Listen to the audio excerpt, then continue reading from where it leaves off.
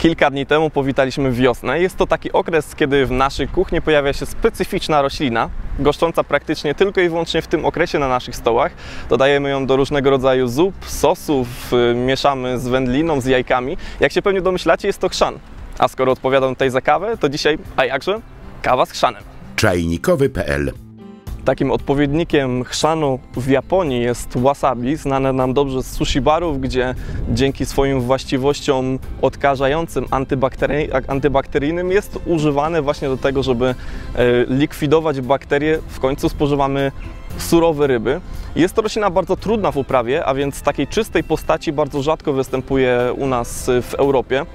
Jest to wynikiem tego, że specyficzne warunki uprawy tej rośliny są bardzo trudne do odtworzenia. Lubi ona przepływ strumienia, często właśnie strumienia górskiego, obfitego w różnego minerały przez swoje kłącza, a więc w zasadzie uprawa odbywa się właśnie w korytach rzek.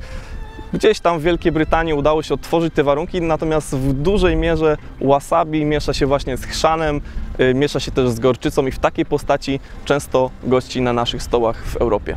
Aby wykonać kawę wasabi, najlepiej jest mieć wasabi w formie sproszkowanej. Potrzebne będzie nam do tego również mleczko skondensowane, no i oczywiście kawa, ulubiona kawa, którą mamy u siebie w domu, przygotowana tak naprawdę w dowolny sposób.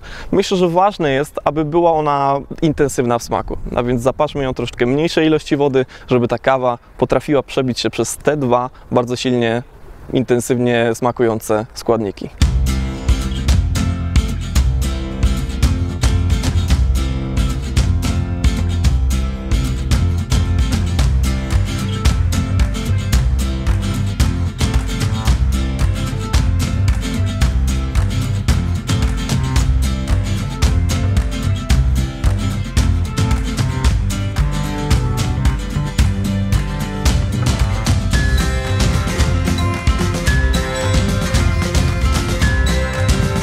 Dzięki zastosowaniu takiej szklanki dokładnie widać warstwy, a z dołu wygląda to troszeczkę jak pisanka, idealnie wpisująca się właśnie w ten okres.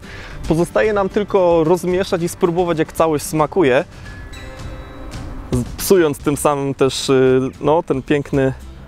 to piękne połączenie zielonego i brązowego.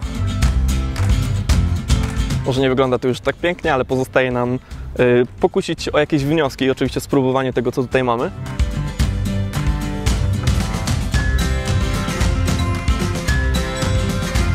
Jest to słodkie na pewno, duża ilość mleka skondensowanego, ale przypomina mi to praliny i to jest naprawdę, jestem zaskoczony, ale smakuje to bardzo fajnie, bardzo dobrze.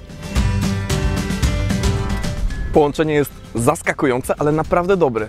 Szczerze mówiąc, nie spodziewałem się, że będzie mi to smakowało, ale jak nie lubię kawy łączonej z różnymi jakimiś słodkimi kremami i tak dalej, w tym przypadku jest to naprawdę smaczne. Jeśli chcielibyście wykonać sobie taką kawę w domu, jak widzicie, przepis jest banalnie prosty, a efekty są naprawdę oszałamiające. Życzę Wam zatem udanych prób. Myślę, że jeszcze się pokusimy o jakieś różne połączenia kawy z nietypowymi rzeczami. Do zobaczenia w następnych odcinkach na czajnikowy.pl. Czajnikowy.pl